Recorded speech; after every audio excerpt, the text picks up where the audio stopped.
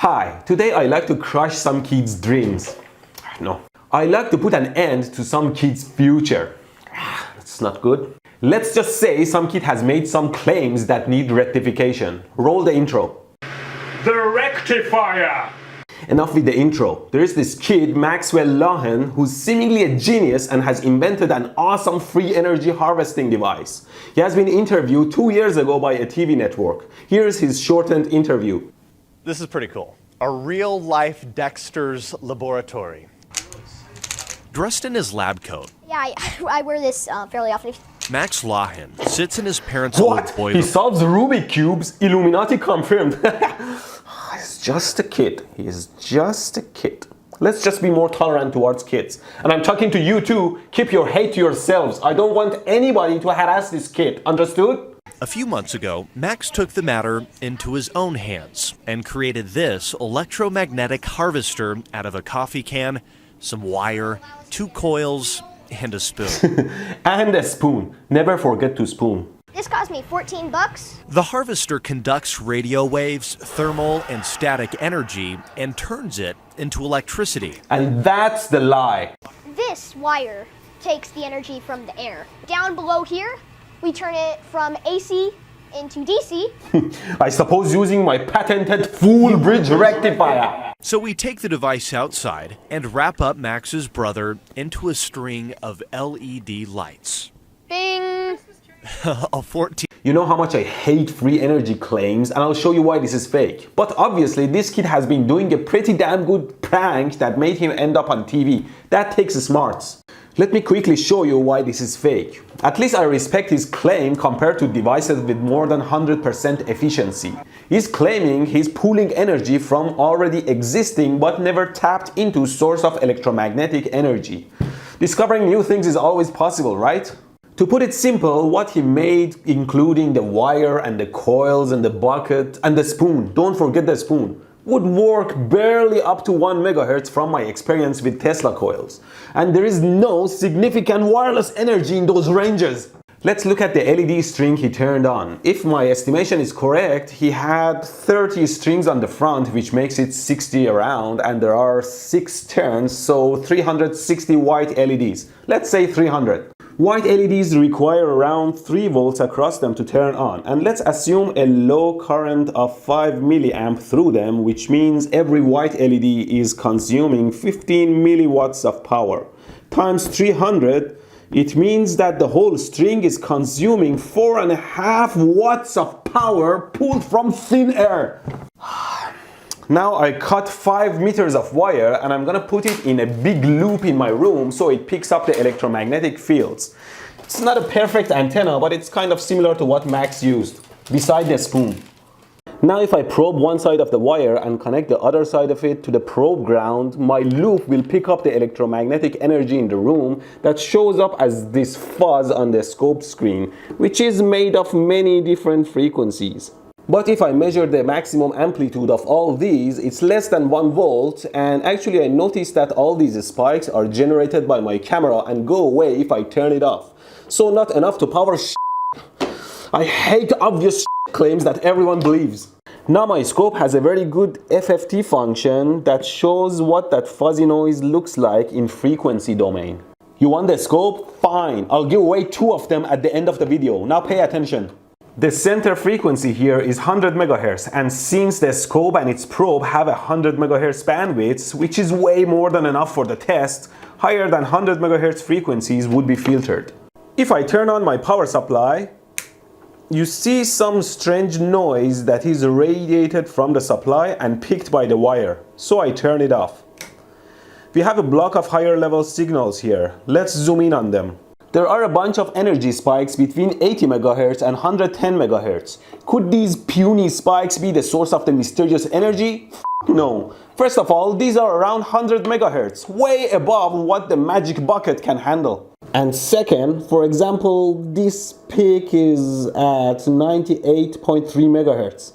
98.3? It's an FM radio station. Or for example, this one at 99.3 MHz. Another FM radio station. These are the FM radio channels in my area. There is some energy in the lower frequency. Let's check that.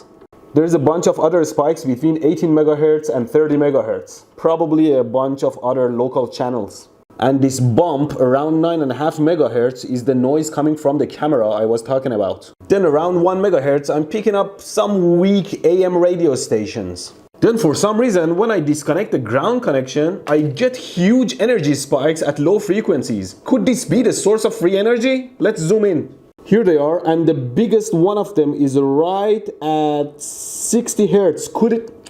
Never mind, it's just the city power frequency picked up by my wire. I'm paying for it. So you see, there is no significant energy anywhere close to where the magic bucket can operate. What you saw in the scope were these microwatts of power we put in the air and nothing else. Look at this table. This is the American frequency allocations I found on Wikipedia, showing all frequencies from DC all the way up to 300 gigahertz and how they're all known and allocated for a purpose, like radio, TV, and mobile stations. Here's another spectrum. The table you saw was from 0 all the way to around here, and above that we have far infrared, thermal infrared, infrared, and the visible light is just a narrow band here.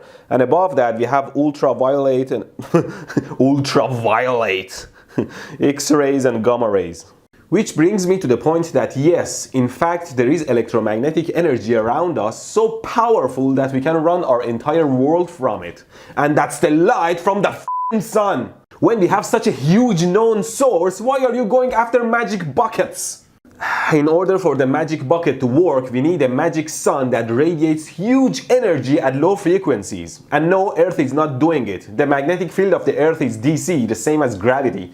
The only way we can pull energy from it is to put energy in it first, like a spring. We can of course harness this weak energy around us with a circuit like this. Just look at Ludic Science's video in my description. He used the same circuit to capture enough energy to turn on one LED for a fraction of a second. I would connect this part of the circuit to ground though. 2 years ago I cut Max some slack hoping that he would come clean. Now after 2 years that he's 15, let's see if he has come clean. TEDx, our resident science expert Max Lohan poses a simple yet profound. Max Lohan on Global Green USA. Who would imagine that a young teenager could put together some wire and other. Max Lohan meets the cast of Tron. An extremely smart kid thinks CERN shifted us into a parallel universe. 13-year-old physicist's new theory on God. Max Lohan speaks at Nexus Global Youth Summit.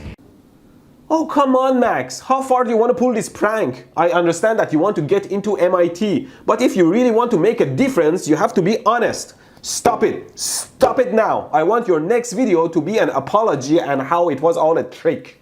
But the point... I don't think there are many people who understand this other than you, Max Lohan. Oh, I see. I don't understand it because I'm a common idiot. Thanks for the clarification, Dad. I mean, what is this Nexus thing? Well, it looks like a credible conference or something. There was a gentleman named Nikola Tesla, and he started creating a tower on Long Island to try to figure out how to harvest wireless electricity. Come on, host. Tesla made that tower to transmit wireless power. His intention was never to harness free energy. Max Lohan. And he had also just invented a new kind of wireless energy harvester. I have invented a device that extracts electromagnetic energy from all around us and transfers it into electrical. Here's how it works. You collect the energy on one side of the device, where it's then amplified, then polarized. The energy is then integrated into opposite polar semiconductors, where you put a coil around between and on each side of the electromagnetic module and collect the energy. Voila! Free energy. Well, he speaks pretty well and knows scientific terms and spits them out pretty well with confidence. But his scientific theories and explanations don't make sense. Just search for his name and his channel and watch his videos yourself. I think it's the dad encouraging this. He seems to be in on the pranks. Let's read some of the comments under Max's videos. Okay, let's see. Reading some of the comments, I detect lots of jealousy out there. My goodness, people, some of you sound like you might be Marconi or Edison. He made a crystal radio. I agree with you. Pretty sad when people want to shame a child for wanting better for this planet. Well, you can't want good for the world when you're lying. Ooh, and here's the dad, Robert Lohan. Proud dad. He is hiding something in the bucket. Robert is saying Max is planning to make this magic bucket available as a kit. There are no hidden batteries. He is a really good kid with nothing but good intentions. Sorry, but I can't really believe that. So, Mr. Robert, you know there is no battery in there, eh? I see science blood on your hands. Stop it! There must be a battery in there or it's plugged in somewhere. Giveaway time! I have 2 of these Keysight scopes to give away. This awesome baby is a 100 MHz 2-channel scope that has a 20 MHz function generator, a frequency counter, a frequency response analyzer, a digital voltmeter, and much more. It's like a wow at low cost. And if you want to be in more Keysight giveaways, they have this Wave 2018 coming up in March when they give away tons of cool tools. Just follow the link in description and sign up. But for my giveaways, please don't write anything in the comments below. I realize that method is masking useful discussions. But instead, as usual, my patrons at patreon.com are automatically in the draw. For everyone else, I created a Google form with the link in description where you can go and say yes, I want it, or no, I don't. But why bother with no? Do you want your voice heard or something? And also make sure to subscribe to Keysight Labs channel for great knowledge on scopes.